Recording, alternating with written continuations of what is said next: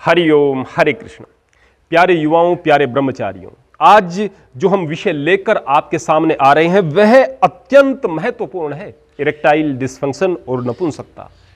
यद्यपि यह मैं अपनी विषय वस्तु के अंतर्गत नहीं समझता था और इस विषय पर सबसे ज्यादा कमेंट्स के माध्यम से प्रश्न आते थे, मेरे पास लेटर्स आते थे उन लोगों के जो कि जानते थे मेरे एड्रेस को, लेकिन मैं इस विषय पर कोई जवाब नहीं देता था क्योंकि मैं एक सेक्सोलॉजिस्ट की तरह से बात नहीं कर सकता हूं। हमारा उद्देश्य है कि हम आपको मजबूत युवा बनाएं ताकि आप जिंदगी में कामयाबी को प्राप्त करें, आप धार्मिक हों, आप देश के एक बेहतर नागरिक बन सकें, मां बाप का नाम रोशन कर सकें।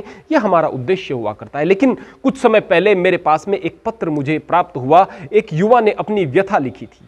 उसमें उसने बताया, गुरुजी मैं कम उम्र में ही गलत आदतों में पड़ गया था, हस्त मैथुन इत्यादि में शरीर का विनाश किया। 15 वर्ष की उम्र में ही मुझे इस बात का एहसास हो गया कि मैं बहुत गलत रास्ते पर हूं और मैंने ब्रह्मचर्य का संकल्प लिया।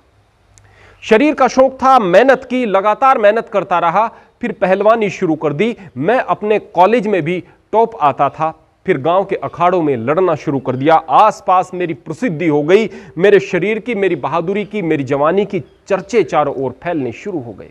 अभी मेरी उम्र लगभग 24-25 वर्ष हुई थी। उस समय मेरे घर वालों ने शादी के लिए प्रेशर बनाया, मैंने विवाह कर लिया। लोग मुझे कहा करते थे कि तू हर वक्त ब्रह्मचर्य की बात करता है, ऐसे तुम्हारे अंदर नपुंसकता आ जाएगी, विवाह के बाद आप शारीरिक संबंध नहीं बना पाओगे। और वही मेरे साथ में हुआ। मेरा विवाह हो गया, पत्नी आई। शारीरिक संबंध बनाने में मैं सर्वथा अपने आप को असमर्थ पाता हूं, नहीं बना पाया।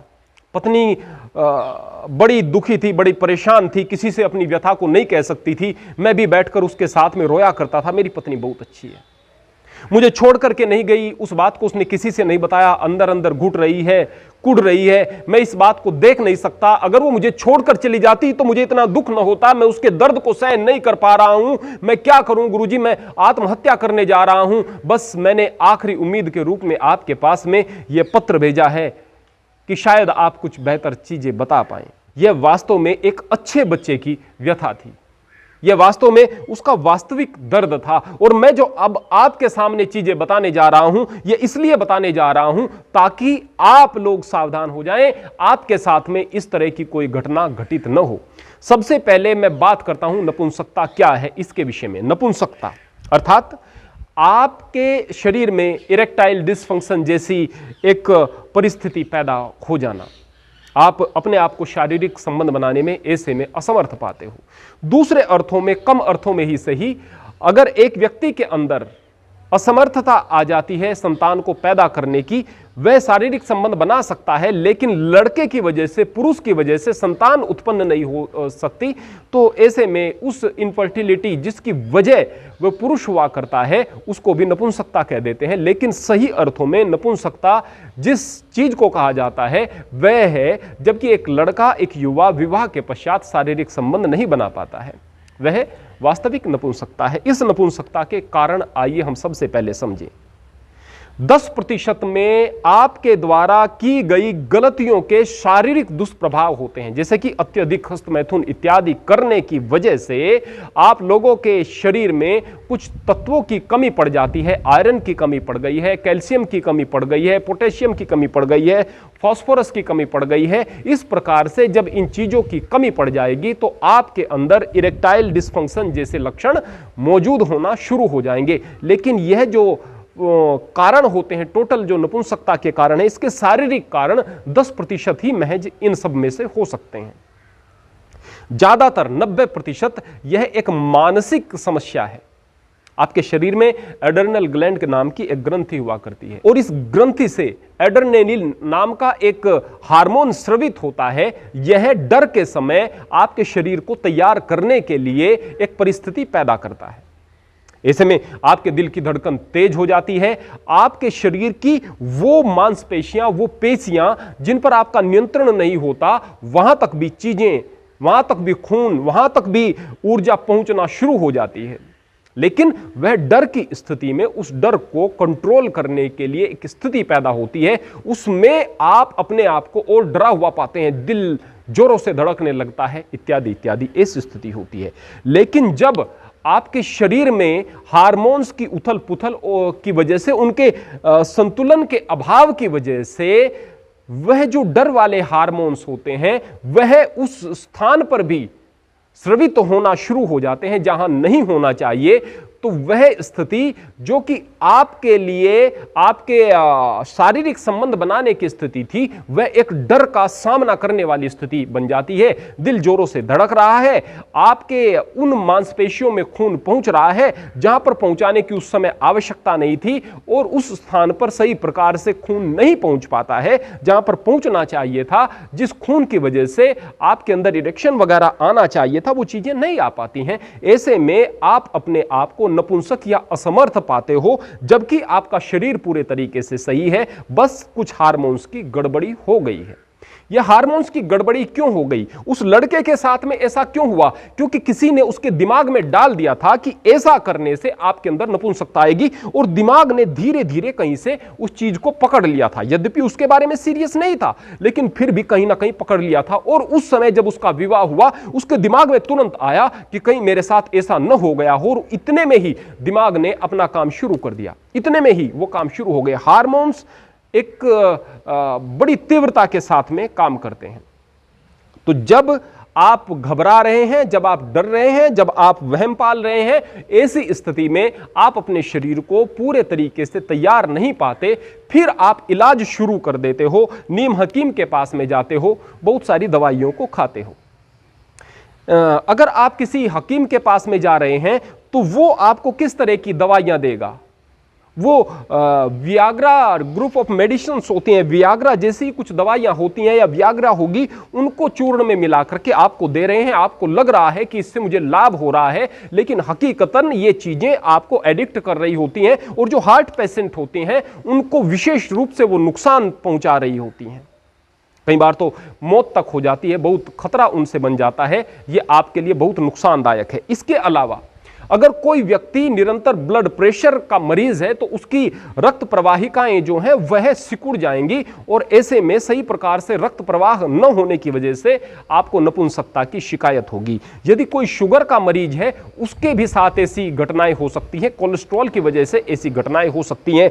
तो आपको यह समझना होगा कि आपके शरीर में रक्त का प्रवाह अगर पूरे तरीके से सही होगा तो आपको इरेक्टाइल डिसफंक्शन जैसी बीमारी नहीं हो सकती है, नपुंसकता जैसी बीमारी नहीं हो सकती है। और आपके लिए यह समझ लेना भी बहुत ज्यादा जरूरी है कि जो लोग अपने आप को नपुंसक समझ रहे हैं वो वास्तव में नपुंसक नहीं है, वो लोग मस्तिष्क में एक फितूर को पाले हुए हैं, मात्र इतना है। उस लड़के के साथ में जब मैंने अच्छी प्रकार से बात की, मैंने अपना नंबर उसके पास में शेयर किया। मैं आसानी से नहीं करता, पर प्राण बचने थे। उस बच्चे ने मुझ तक पहुंचने की कोशिश भी की थी, अच्छी प्रकार से चीज़ों को समझाया। आज वह अच्छी जिंदगी जी रहा है, बहुत प्रतिष्ठित है, सही प्रकार से प्रसन्न है।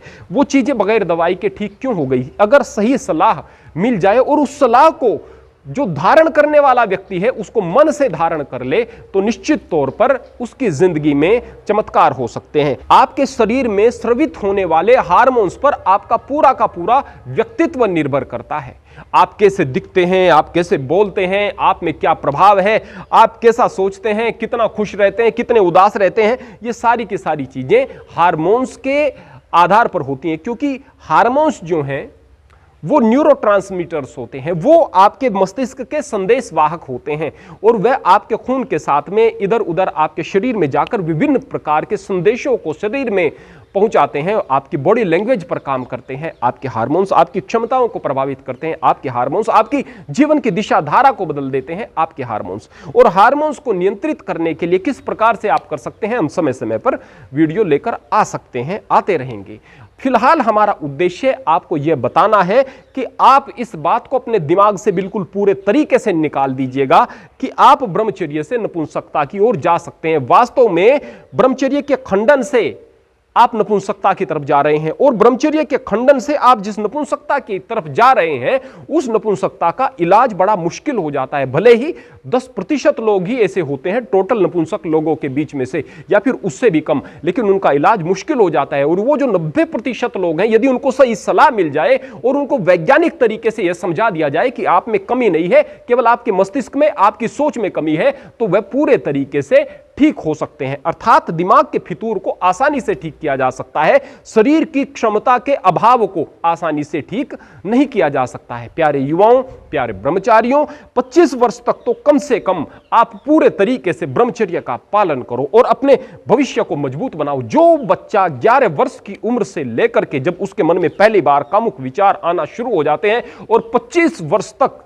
जैसा हमारी संस्कृति कहती है, ब्रह्मचर्य आश्रम का गहराई से पालन करता है, प्रफुल्लता के साथ में जीता है, यकीन मानिए संसार में उसके लिए कुछ भी असंभव नहीं रहता, कुछ भी असंभव नहीं रहता।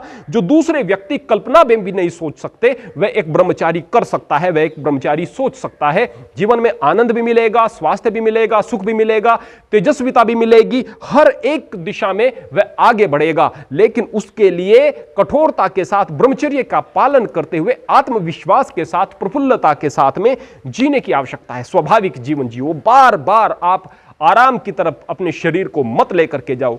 बैठे रहने में आराम मिलता है, लेटे रहने में आराम मिलता है, मूवी देखने में आराम की तरफ जितना शरीर को लेकर के जाओगे उतना ही आप इस प्रकार की बीमारियों से ग्रसित होगे। मेहनत आपके लिए जरूरी है, प्रसन्नता आपके लिए जरूरी है, आत्मविश्वास आपके लिए जरूरी है। निहायत ही बेकार आप मन में धारणा बना करके न रखो, निरर्थक धारणा बना करके मत रखो और इन नीम हकीमों के चक्कर में बिल्कुल मत पड़ो। ये आपको ऊट पटांग दवाइयां दे करके एडिक्टेड बना देंगे और आप नपुंसक हो नहीं, लेकिन ये आपको नपुंसक बना करके रख देंगे। इस बात को ध्यान में रखना। आप अगर स्वाभाविक तौर पर कुछ आयुर्वेदिक दवाइयां लेना चाहते हैं तो वो आयुर्वेदिक दवाइयां आपके लिए बड़ा काम करेंगी, जैसे कि अश्वगंधा आपके शरीर को सुदृढ़ बनाती है, सुंदर बनाती है, सौष्ठव बना करके रखती है, आपकी रक्त प्रवाहिकाओं में रक्त को तेजी से बहने के लिए प्रेरित करती है, शरीर के दर्दों में आराम करती है, आपको नींद अच्छी आए उस चीज के लिए काम करती है, आपके शरीर में मेलाटोनिन जो कि नींद के लिए एक प्रमुख हार्मोन है उसको बढ़ाती है। इतनी लाभकारी औषधि है, उसका आप सेवन करो भाई। वह एक प्रकृति का हिस्सा है और न केवल आपके पौरुष संबंधी समस्याओं का बल्कि अनेक समस्याओं का अंत करने वाली एक बहुत अच्छी औषधि है। स्त्रियों के लिए शतावर बहुत अच्छा है और अगर पुरुष और भी कुछ करना चाहते हैं तो अश्वगंधा के साथ में सफेद मूंगफली और कोंच के बीज बराबर मात्रा में मिलाकर चूर्ण बना करके या बना बनाया चूर्ण मिल जाए उसको लेकर के उसका सेवन दिन में 2 बार या 3 बार आधा आधा चम्मच कर सकते हैं। विभिन्न प्रकार के धातु संबंधी रोगों में वह आपको लाभ देगा और आपके लिए इरेक्टाइल डिसफंक्शन जैसी बीमारियों के दरवाजों को बंद कर देगा। तो आप आयुर्वेद से जुड़े, क्योंकि यौन संबंधी जो बीमारियां हैं उन यौन रोगों का आयुर्वेद के अलावा कहीं भी कोई इलाज नहीं है। आप शिलाजीत का सेवन करें, शिलाजीत आपको मजबूत बनाता है, दृढ़ बनाता है, सुदृढ़ बनाता है, मांसपेशियों में ताकत देकर आता है, जीवनी शक्ति को बढ़ाता है। और फिर मैं वही बात आपको कहूंगा कि इरेक्टाइल डिसफंक्शन जैसी बीमारियों से आपको बचा करके रखता है। स्वस्थ आदमी भी हमेशा सेवन करे, बहुत अच्छा। 50 रुपए, 60 रुपए, 70 रुपए, मुझे नहीं पता कितने की वो डब्बी वर्तमान में आती होगी, एक डब्बी आती है। उस शिलाजीत की डब्बी को लें, उसमें उल्टी चम्मच को इतना डुबोएं कि वो लगभग 1 सेंटीमीटर से थोड़ा सा कम डूब जाए।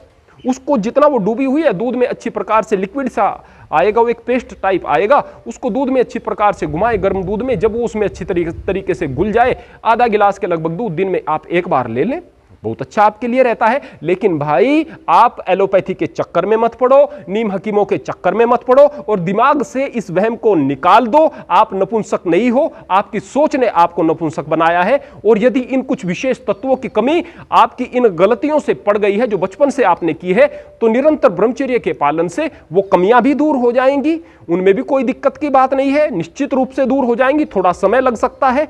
आप जो औषधियां मैंने बताई हैं इनका सेवन करें। स्वप्न दोष इत्यादि से नपुंसकता नहीं आती है, बहुत कम स्थिति ऐसी है नहीं आती है, लेकिन हस्त मैथुन इत्यादि से नपुंसकता आती है, क्योंकि उसका दुष्प्रभाव आपकी नसों पर पड़ता है, आपके ग्रंथियों पर कुछ विशेष रूप से पड़ता है और आपकी जो जीवनी शक्ति है उस पर बहुत ज़्यादा दुष्प्रभाव पड़ता है। इसलिए आप सब प्रसन्न रहें, आप सब स्वस्थ रहें, ऐसी हम परमात्मा से कामना करते हैं। प्यारे बच्चों, आप देश का भविष्य हैं। आप लोगों के साथ ही मेरी आशा जुड़ी हुई है, क्योंकि आप लोग ही हैं जो सही तरीके से चीज़ों को समझ करके सच्चे धर्म को स्थापित कर सकते हो और एक राष्ट्र का निर्माण कर सकते हो। जिनकी उम्र ज़्यादा हो गई है अक्सर वो चीज़ों को समझते नहीं हैं, इसलिए आप अपने आप को कमतर आंक करके मत चलो। आप हमारा भविष्य हो, आप हमारे देश का भविष्य हो। आपके लिए बहुत सारा आशीर्वाद, बहुत सारी मंगल कामनाएं।